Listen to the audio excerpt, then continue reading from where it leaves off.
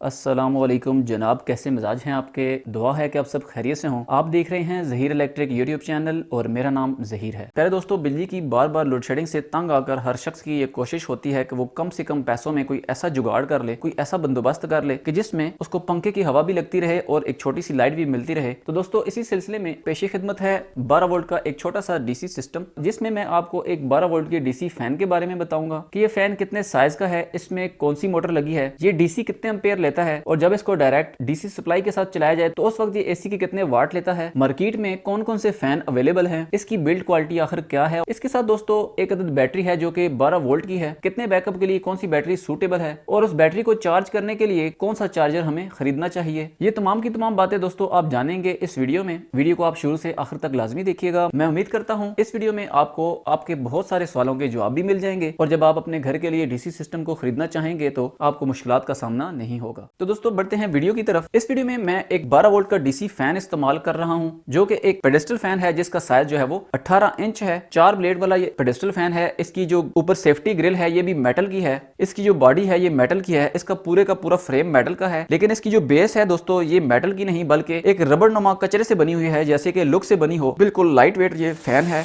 12 से 13 फुट तक इसकी हवा से फायदा उठाया जा सकता है। बिजली के ऊपर इसकी रफ्तार तेज होती है और बैटरी के ऊपर इसकी रफ्तार में फर्क आता है। इसके अंदर 3 तरह की स्पीडें मौजूद हैं। 3 स्पीडों में इसको कंट्रोल किया जा सकता है और इस फैन को आम पेडेस्टल फैन की तरह जो हमारे घरों में एसी पेडेस्टल फैन होते हैं उसकी तरह घुमाया भी जा सकता है, यानी कि एक जगह से दूसरी जगह इसकी हवा को रोटेट भी करवाया जा सकता है। इसको आप 12 वोल्ट की डीसी बैटरी के साथ लगा सकते हैं, चाहे वो ड्राई सेल हो, टॉल ट्यूबुलर बैटरी हो, लेड एसिड बैटरी हो, किसी भी बैटरी के साथ जो कि 12 वोल्ट की बैटरी हो उसके साथ चलाया जा सकता है। इसको आप डायरेक्ट सोलर प्लेट से भी चला सकते हैं और इसको आप डायरेक्ट डीसी सप्लाई जो कि बैटरी चार्जर है इसके साथ भी चला सकते हैं। बस इसको चलाते वक्त पॉजिटिव और नेगेटिव की पोलैरिटी का ख्याल रखना जरूरी है। इसके साथ जो इसकी तार दी गई है ये बहुत ही लो क्वालिटी होती है और जब इसको इस्तेमाल किया जाता है तो ये तार गर्म हो जाती है, यानी कि इस तार को तब्दील करना पड़ेगा। इसके अंदर जो मोटर इस्तेमाल की गई है वो बुकोल कंपनी के प्योर कॉपर की मोटर है, लेकिन वो डीसी मोटर है और वो एक बलिनो मोटर है जो कि डीसी रूम कूलर्स में भी इस्तेमाल होती है। इस मोटर को जलने की सूरत में बाद में आराम से रिप्लेस भी किया जा सकता है। अगर इसके बैक साइड के ऊपर मैकेनिज्म खराब हो जाए जो कि इसके घूमने में इसकी मदद करता है तो उसको भी बाद में आराम से तब्दील किया जा सकता है। इसकी जो कीमत है मार्केट में ये सिर्फ 3400 रुपए का है। तो ये जो हमारे पास बैटरी चार्जर है ये 20 एम्पेयर का एक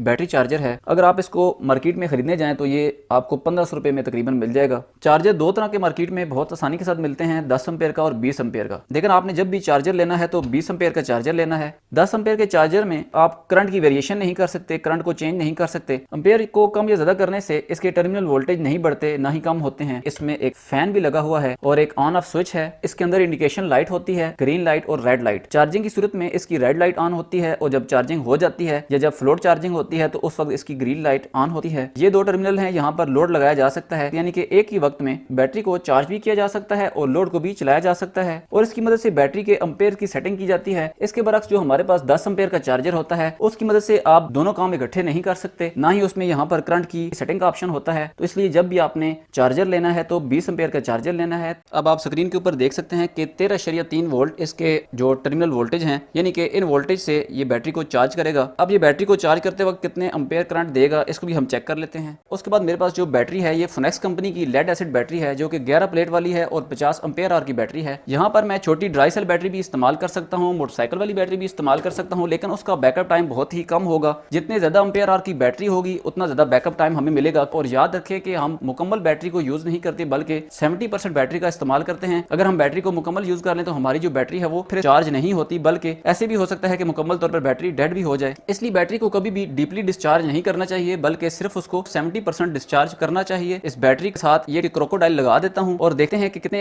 एम्पेयर से ये चार्ज हो रही है। अब इस क्लैम मीटर की मदद से मैं डीसी एम्पेयर जो है वो चेक कर लेता हूँ। इसको मैं सेट करता हूँ डीसी एम्पेयर के ऊपर। अब इसको मैंने बिल्कुल इनिशियल पॉइंट के ऊपर रख लिया है, 0 पे ऊपर सेट कर लिया है, जो कि इसकी 40 एम्पेयर आवर बैटरी के हिसाब से इसकी सेटिंग है। अब इसको मैं क्लैम करता हूँ और देख लेते हैं कि इसके एम्पेयर कितने बनते हैं। ये इस वक्त जो बैटरी है चार्जर के हिसाब से फुली चार्ज है। इसकी मदद से बैटरी मुकम्मल तौर पर चार्ज नहीं होती क्योंकि इसके ऊपर जो लिखा है कि 40 एम्पेयर आवर की बैटरी को इसके इनिशियल पॉइंट से चार्ज किया जा सकता है, तो ये बिल्कुल गलत है। तो इससे मुकम्मल तौर पर बैटरी चार्ज नहीं होती। इसको हम सेट करते हैं तो आप देख सकते हैं कि इसकी रेड लाइट ऑन हो चुकी है और यहाँ पर एम्पेयर भी बढ़ चुके हैं, जो कि इस वक्त 4.7 एम्पेयर हैं। आहिस्ता आहिस्ता ये एम्पेयर कम होते जाएंगे और फिर इसकी फ्लोट चार्जिंग शुरू हो जाएगी। इस तरह यहाँ पर इसकी करंट की सेटिंग करने से ये बैटरी हमारी मुकम्मल तौर पर चार्ज हो जाएगी। जब मैंने इसको इसकी पहली सेटिंग के ऊपर रखकर चार्ज किया था, 12.3 वोल्ट से ऊपर इसके टर्मिनल वोल्टेज नहीं जा रहे थे, यानी कि मेरी बैटरी मुकम्मल तौर पर चार्ज नहीं हो रही थी। इसलिए इस बैटरी को मुकम्मल चार्ज करने के लिए मुझे इसकी सेटिंग करनी पड़ी। जब भी आपने सेटिंग करनी है तो आपने क्लैम्प मीटर या डीसी एम्पेयर मीटर की मदद से एम्पेयर को चेक करना है और उसके हिसाब से इस चार्जर को सेट कर लेना है। अब इसकी सेटिंग को मैंने मजीद छेड़ा है तो आप देख सकते हैं यहाँ पर 5.7 एम्पेयर हो चुके हैं। इसको मैं जैसे जैसे बढ़ाता जाऊंगा तो एम्पेयर बढ़ते जाएंगे।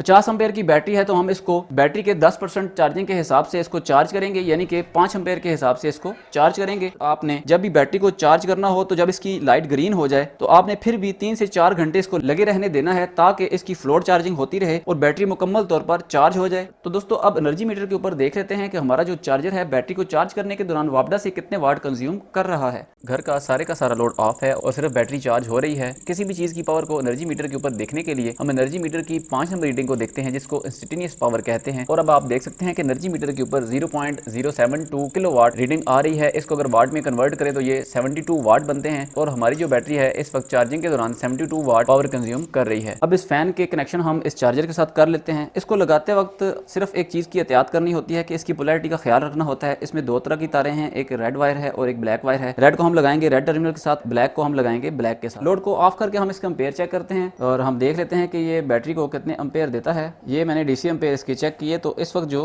5.5 यानी कि 5.5 एम्पेयर डीसी से ये बैटरी को चार्ज कर रहा है। अब हम साथ लोड को ऑन करते हैं तो इन एम्पेयर को हम देख लेते हैं ये कितने होते हैं, ये कम होते हैं या नहीं।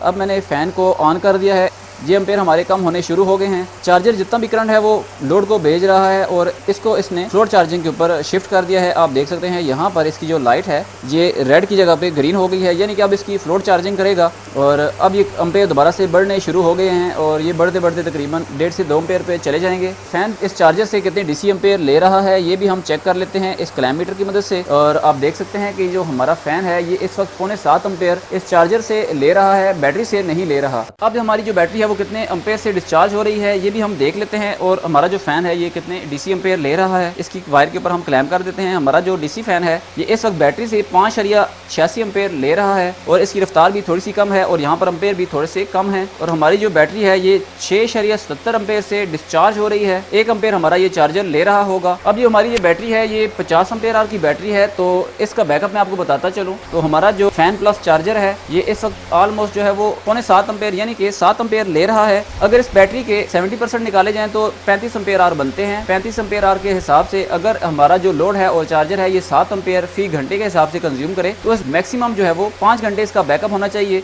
अब हम सिर्फ फैन को चलाकर देखते हैं, बैटरी को डिस्कनेक्ट कर देते हैं तो हमें पता चल जाएगा कि सिर्फ जो हमारा फैन है ये कितने वाट का है। तो इसको भी हम एनर्जी मीटर के ऊपर देख लेंगे।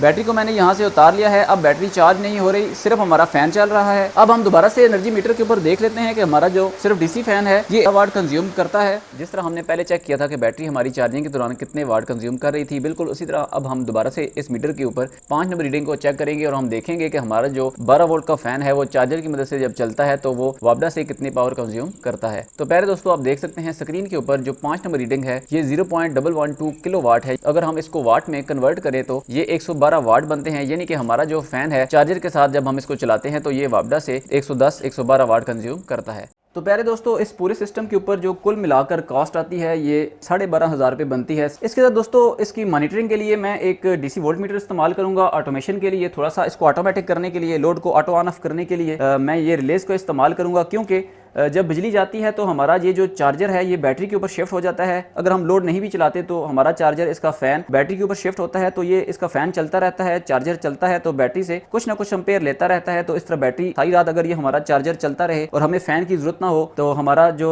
चार्जर है अगर चलता रहेगा तो हमारी बैटरी डिस्चार्ज हो जाएगी। इस चीज से बचने के लिए मैं रिलेज का इस्तेमाल करूंगा। 2 तरह की रिलेज मैं लगाऊंगा, एक लोड बैटरी और चार्जर के दरमियान में ये रिले इस्तेमाल करूंगा और दूसरी रिले जो है वो मैं इस चार्जर को इस बैटरी से डिस्कनेक्ट करने के लिए इस्तेमाल करूंगा। इसके ऊपर मैं एक और अलग से वीडियो बनाऊंगा। अगर आप वो वीडियो भी देखना चाहते हैं तो मेरे चैनल को सब्सक्राइब कर दें। अगर ये वीडियो पसंद आई हो तो इसको लाइक और अपने दोस्तों के साथ शेयर जरूर कीजिएगा। इस वीडियो से रिलेटेड अगर आपका कोई भी क्वेश्चन हो तो आप कमेंट बॉक्स में कमेंट कर सकते हैं। मेरा व्हाट्सएप नंबर आपको स्क्रीन के ऊपर नजर आ रहा होगा, आप व्हाट्सएप के ऊपर मुझे मैसेज कर सकते हैं। मिलते हैं दोस्तों किसी और नई वीडियो नए टॉपिक के साथ, तब तक रखिएगा अपना और अपने प्यारों का बहुत सारा ख्याल। अल्लाह हाफिज।